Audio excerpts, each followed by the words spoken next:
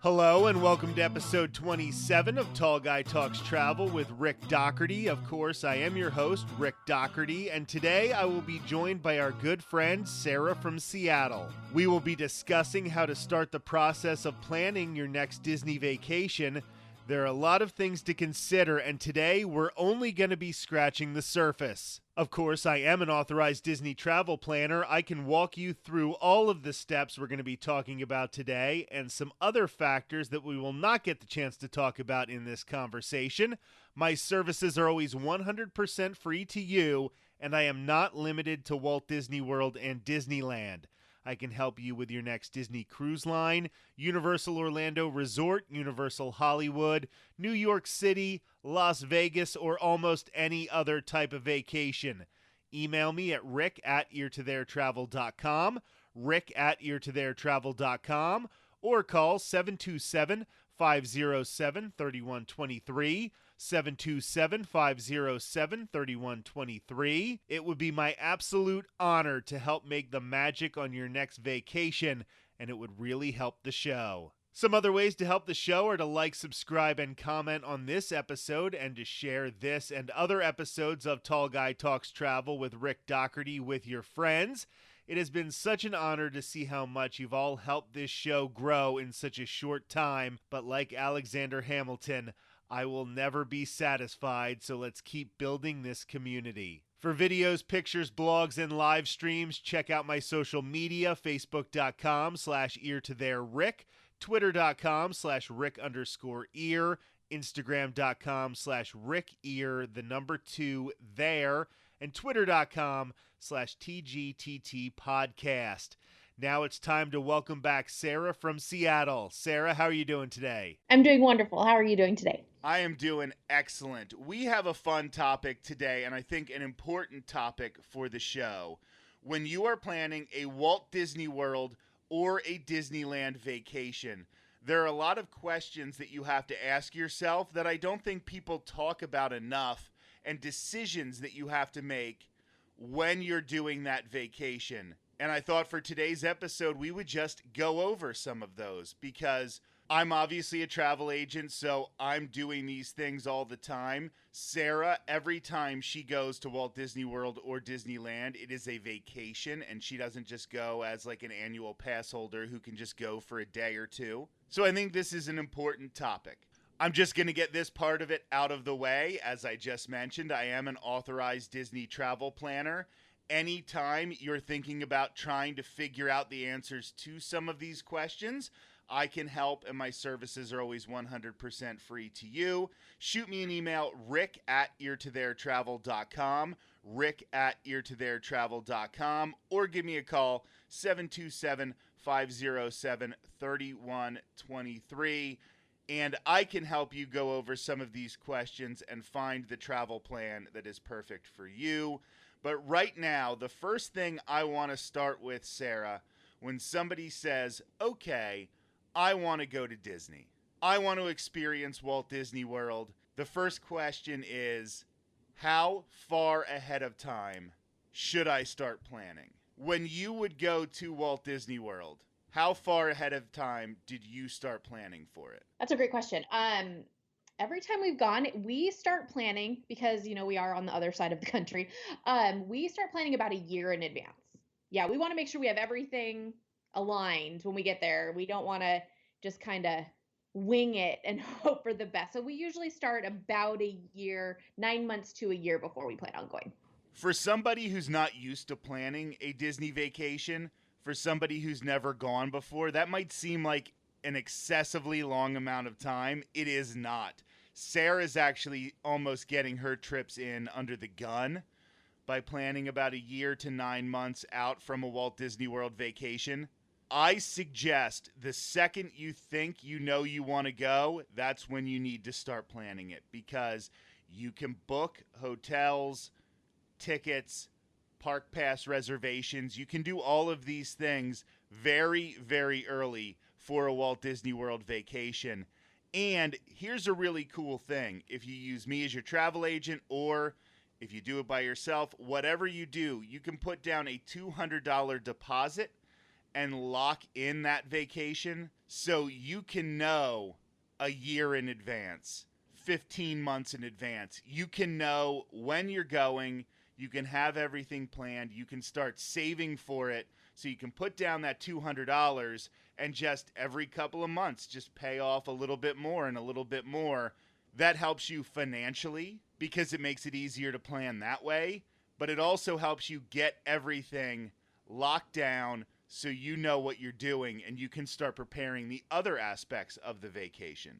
And another benefit of putting down that $200 and locking in the price of your vacation is if the price of the vacation drops, you can adjust it.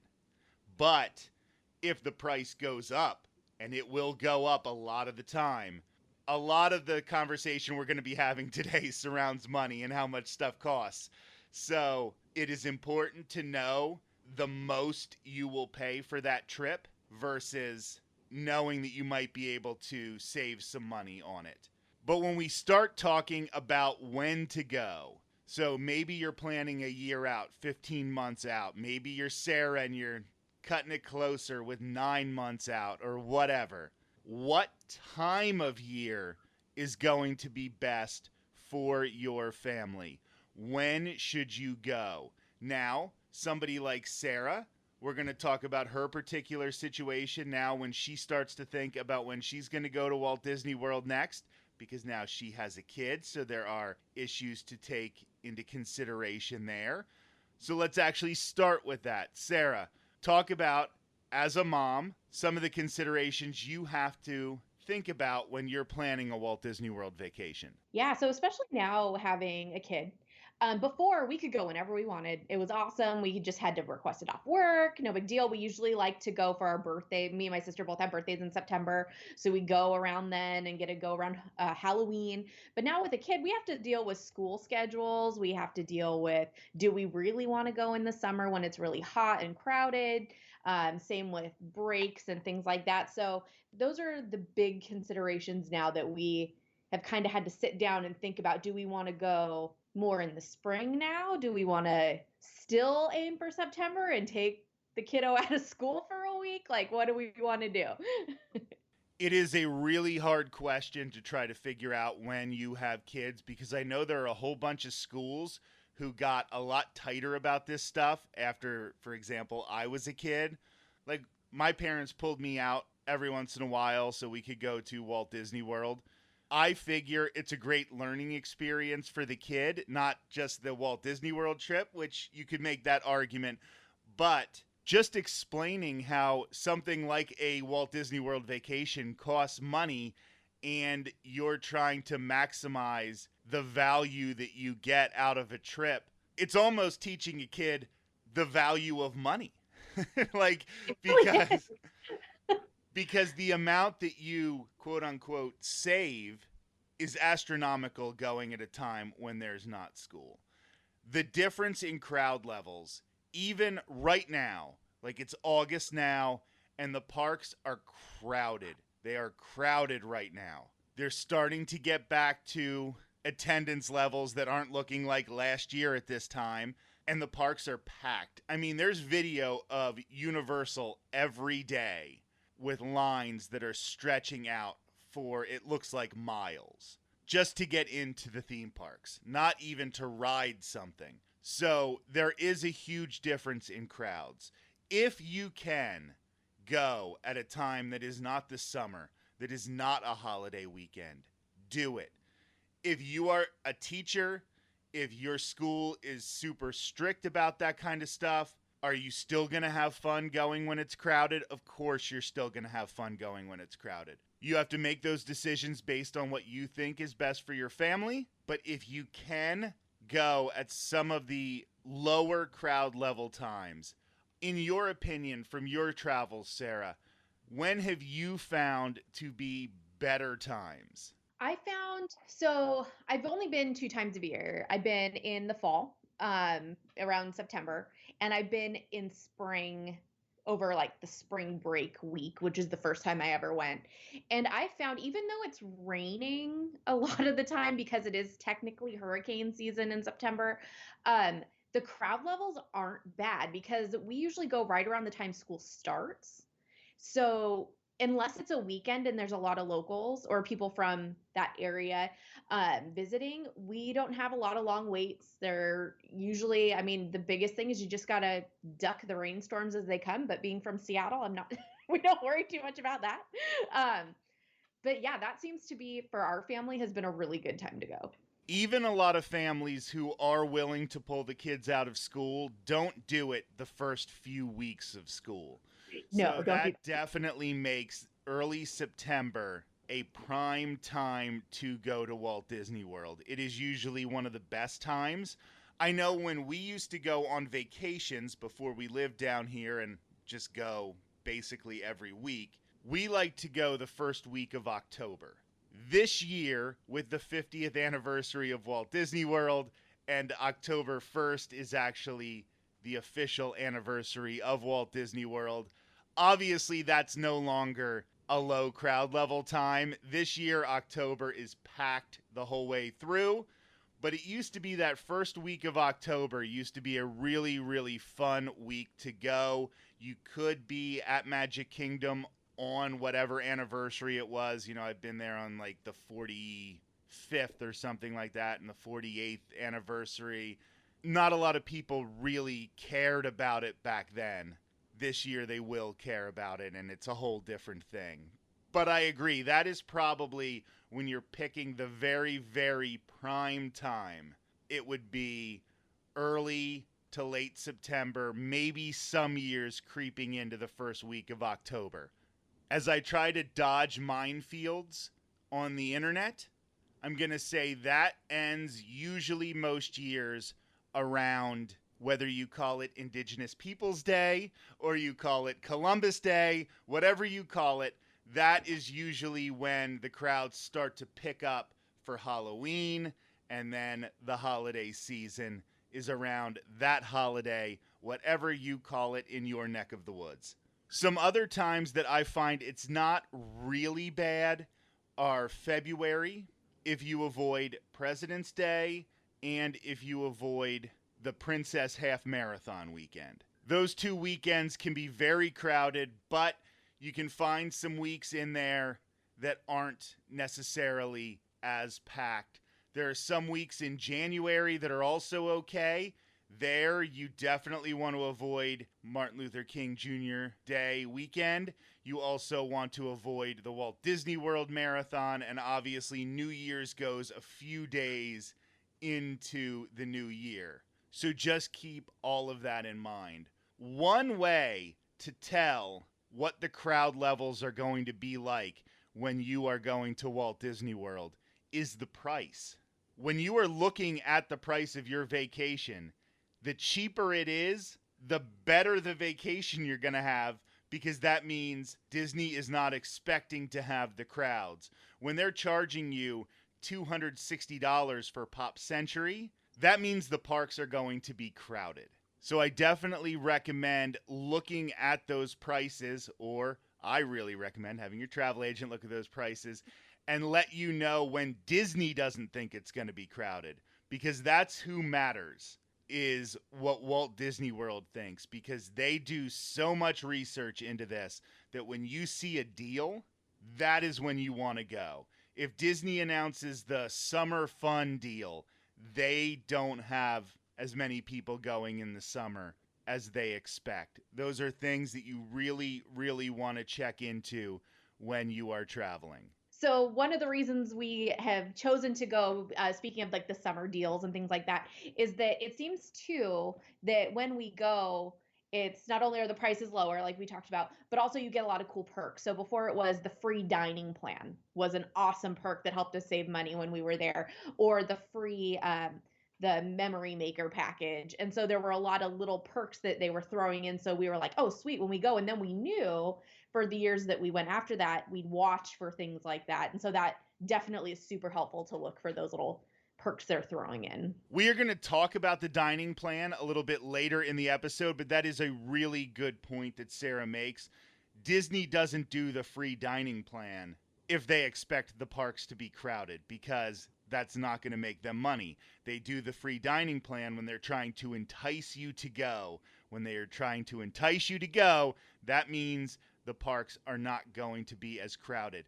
Now, I will say that any thoughts that there used to be, quote, dead periods at Walt Disney World, that is not the case anymore. Even these times like September, February, January, when you're seeing reduced crowds, there are still going to be people there. Yes. People will take weeks off to go do Walt Disney World. So it's never going to be empty like maybe it would have been 20, 15 years ago. But anything to stretch your vacation dollar, and remember, your time in the parks is part of that value, is part of your vacation dollar. So every 15 minutes you save from waiting in line is making the money that you spent more valuable. I don't know if this just happens to be because I am an adult who doesn't have children, but a lot of my clients tend to be adults who don't have children, or they do have children, but they are traveling without their children. Don't think I have no clients who have children, because I absolutely do, and I am very good at planning those trips as well. But I'm just saying I tend to have way more adults traveling without children. So that flexibility is really, really beneficial to them. They tend to get times that aren't quite as pressure packed. And you'll find that adults who can travel without kids, some of those times are more convenient for them. A lot of businesses, a lot of places where people work get busier also when kids are out of school, when parents might be home, when teachers are home for the summer. That's when a lot of that business happens. So sometimes it's even more convenient for adults traveling without children to go at these times. Okay, Sarah, so let's say you have nailed down the time of year that you are going. Now, a very important aspect. This is going to have to do with the price of the trip. This is going to have to do with how much time you're going to have to take off work, how much time you're going to have to take the kids out of school. How long do you plan to be on this Walt Disney World vacation? It's going to be different for everybody. Like, we have to get that out of the way first. But what are some of the factors that you take into consideration when trying to decide how long you're going to stay? Yeah, so when we're looking at when we're staying, we definitely want to go for as long as possible, being like, monetarily wise, can we afford it? When can we get flights? Like, are we going to be able to fly in at a good time? Things like that. And so, on average, I would say we usually will stay 7 to 8 days. And that'll be with 2 travel days. So, because it's an all day flight, basically, we'll fly in one day, go hang out at Disney Springs, have dinner or something, and then start the parks the next day.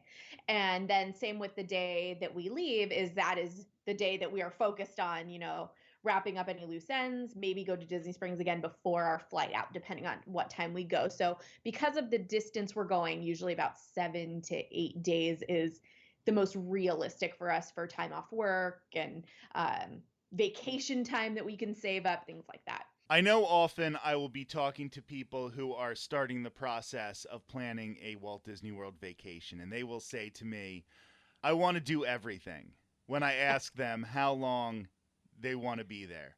Well, how long is it going to take me to do everything? Well, I'm 41 years old and I go every week. I'll tell you when I've accomplished that. You just can't. You're not going to be able to do everything. And when trying to decide how long you want to be there, I definitely suggest, if this is your first visit, or if you really don't get to go very often and you're seeing a lot of things that are new since the last time that you've been there, I would suggest 4 or 5 park days. Yeah, I agree. There's one very simple reason for saying 4 to 5 park days, and the first one is that there are 4 Walt Disney World parks. So if you want to see Magic Kingdom, Epcot, Disney's Hollywood Studios, and Disney's Animal Kingdom, and you're not getting a park hopper ticket, we'll talk about the park hopper ticket in a little bit, that is 4 days already. And then most people, I think it takes at least 2 days to do Magic Kingdom. So you're not going to experience everything. You're not going to get to experience everything in those parks in a day.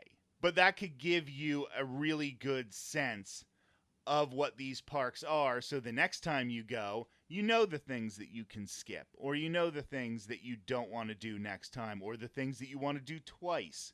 And picking how long you want to be there plays a big part in the price, like Sarah said earlier, of your experience. I am a big believer that there is a difference between price and value. There are things that are more expensive that are a better value, and there are things that are cheaper that are a worse value. Now, of course, obviously, there are things that are more expensive that are a worse value, and things that are cheaper that are a better value. But sometimes spending a little extra money in the short term will save you money or time in the long term. A great example would be Sarah traveling to Walt Disney World from Seattle. If Sarah spends 8 days at Disney when she's traveling from Seattle, that would be like 2 4-day trips. Well, if she's going to do 2 4-day trips, that's going to end up costing her more money in the long run because she would have more flights from Seattle to Florida. Sometimes taking fewer, longer trips actually ends up saving you money. It doesn't look like it when you're paying for it and it's more expensive, but maybe this trip will last you 2 years, 3 years, instead of coming down every year and having a shorter trip. Those are just some things to consider. Another thing, and this gets into the value discussion as well, but it also gets into the overall price. In the United States, I think the standard vacation time to take is about a week. So let's say you have a week and you're heading down to Disney, you're staying on property. Maybe you don't have to get a ticket and do a park day every single day you're there. Like Sarah mentioned, she likes to do the travel days where the day she arrives and the day she leaves, maybe she does Disney Springs. Maybe you head to Character Warehouse at the outlet. Maybe you schedule a resort day in the middle of your trip. That will help you refresh, regenerate for the rest of the vacation, but it's also a day that you're not paying for a park ticket. Yeah, exactly. So having those extra days, I mean, there's a lot of other stuff to do that isn't a park when you're at the Walt Disney World resorts. I mean, there is miniature golf, there is water parks if you're into water parks. There's a lot of things other than just going to those four main parks. I mean, you could just travel around all day and look at all the different resorts, the ones you're not staying at, and it doesn't cost any extra. I mean, unless you're getting something to eat or something like that. But there's a lot of other cool stuff that you can do to take kind of a break day. I'm actually thinking of a recent trip that I helped plan for a woman who was traveling from very, very far away, going to Walt Disney World, staying at Disney's Wilderness Lodge Resort. And we were planning out when she would go to the different parks, when she would get different dining experiences. And at one point I said, as we're doing this, as we're talking about this, do you understand that Disney's Wilderness Lodge Resort is amazing and you are going to want to spend so much time just in the resort? So maybe you don't need as many park days, because there is going to be a day that you're just going to want to go to the quick service restaurant at Wilderness Lodge, Roaring Fork. It's awesome. Do it. Eat there. Get your quick service meal and eat it in the lobby by the big fireplace. You don't have to be rushing around from park to park to park all the time on your vacation. And that's coming from somebody who very much did rush from park to park to park on a lot of his vacations. That's going to be a big difference between somebody staying at a deluxe resort like Wilderness Lodge or the Grand Floridian or the Polynesian, Contemporary, Riviera. If you're going to pay these higher prices for these resorts, it's that value versus price thing. Make sure if you're spending that extra money that you're making use of the amenities for which you are spending more money. If you're staying at the All-Stars, a lot of times that's a value resort. You're just staying there to have a good place to stay that has the transportation to the parks. Maybe you don't spend as much time at the All-Stars because they just have a food court style quick service and they don't have a sit down restaurant and the pools are going to be crowded with a lot of kids. Maybe you do spend more time in the parks, and that's fine. Value versus price. That's why they literally call them value resorts. Yes. But take all of that into consideration. You don't have to be in the parks all the time. Disney Springs, people love it. Mhm. People have so much fun eating at Disney Springs. There's Homecoming Restaurant. Raglan Road is one of our favorites. Then there's Yeah. just really good shopping. There are things to do that aren't inside theme parks. That's all we're saying. You don't have to plan each and every day to be in the park. And it'll save you a little money if you don't get that extra park ticket. But speaking of saving money on park tickets, we're going to talk about something that is definitely different for every family. So our suggestions might not be best for you. Talk with somebody who knows Disney to find out exactly what is right for you or the type of vacation style you have. Do you think the added price of the park hopper ticket is worth it? For my family, yes, it is absolutely worth it. I don't think I've ever been to Walt Disney World where we spent an entire day in one park. We are really big on taking a break halfway through the day and then going and experiencing something different in the evening. So I absolutely am all about the park hopper ticket. So if you don't know, when you buy a ticket to the Disney parks, you have your first park of the day. That's the one where you're going to make your park pass reservation.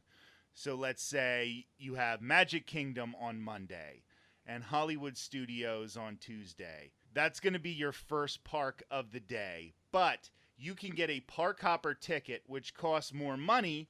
But if you want to start the day at Magic Kingdom and take the monorail over to Epcot, or you're at Epcot and you want to take the Skyliner over to Disney's Hollywood Studios, or you're at any of these parks and you want to truck all the way over to Animal Kingdom, which is so much further than the other parks, you can do that after 2 o'clock in the afternoon. If you're talking about Disneyland, it's 1 o'clock in the afternoon where you can do the park hopper.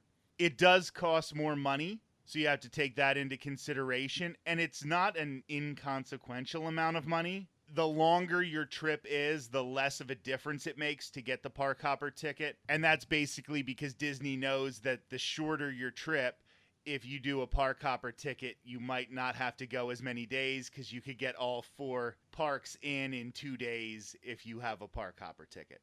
For some families, like Sarah's, the park hopper absolutely makes sense. They want to make sure they're doing different parks on the same day. They're getting that variety. I'm going to say I tend to recommend the park hopper less for people who are going the first time. Because I think if you are going to these parks for the first time, there's so much new stuff that you have to experience that you may as well just spend the entire day in the park, save that money. You don't know what rides you can skip at Magic Kingdom yet. You don't know what experiences at Epcot you love or maybe you don't like quite as much. You're going to find that you're going to be doing more things in a day when you're going for the first time, when you're going for the second time, than maybe you are when you repeat the number of times you travel, like Sarah, like myself. And it is an added expense. So maybe instead of getting the park hopper ticket, you get another full day in the parks. And that helps you ride more of those rides at Magic Kingdom. And you're like, okay, next time, do we need to do Winnie the Pooh? I don't know if we need to do Winnie the Pooh next time, but we did it and it was cute. And we're glad we had that experience. And the next time, if it's a 15-minute wait, maybe we'll do it or maybe we'll skip it. You just don't know what you can skip yet. So I think that spending full days in the parks when you first get there, that first visit, is definitely a good thing. Plus, just navigating this huge space that is Walt Disney World Resort. I don't think a lot of people understand exactly how much sheer land is taken up by the resorts, by the theme parks, by the water parks, by Disney Springs. There's a lot of work that goes into park hopping. You have to know what you're doing. You have to know the transportation systems really, really well. You have to plan out your day like somebody who has a lot of experience. Can I, as your travel agent, help you figure out what's going to work for you with your day? Yes. But until you're on the ground, a lot of these things seem easier than they are when you try to put them into execution. So I think our oversimplified suggestion on the Park Hopper is, if you're new to Walt Disney World, maybe you can skip it, save that money. But if you're a veteran, I think you're going to want it. I think you're going to want to have that flexibility. And I will say there are some first-timers who just like the flexibility of knowing that they're not stuck. Nobody is doing Disney wrong. I mean, I'm sure some people are doing Disney wrong. But if you're doing Disney the way you want to do it and you feel that extra price is worth it for you, then it's worth it for you. So I just want to say that we're not judging any decisions. We're just trying to help you make some of the decisions. Right. As often happens when Sarah and I start talking Disney, we ended up going way too long to confine the topic to just one episode. Join us again next Thursday when we will continue this conversation with a talk about picking which resort to stay at on your trip and whether you should go with a Disney dining plan during your stay. Of course, no matter how many episodes we dedicate to starting the process of planning your next Walt Disney World vacation, nothing can replace having the personal conversation with an authorized Disney travel planner. As luck would have it, I am an authorized Disney travel planner with Ear to There Travel. Just a $200 deposit can lock down your next WDW or Disneyland vacation. Email me at rick@eartotheretravel.com, rick@eartotheretravel.com, or call 727-507-3123, 727-507-3123 when you're ready to move forward with planning your visit. This has been episode 27 of Tall Guy Talks Travel with Rick Doherty. Join us next Thursday when we will continue our conversation with Sarah from Seattle about how to start the process of planning a Walt Disney World vacation. Don't forget, Sarah and I will be heading to Disneyland later this month, so be prepared for a lot of content in the next few months about the left coast. Talk to you next Thursday. Have a great week.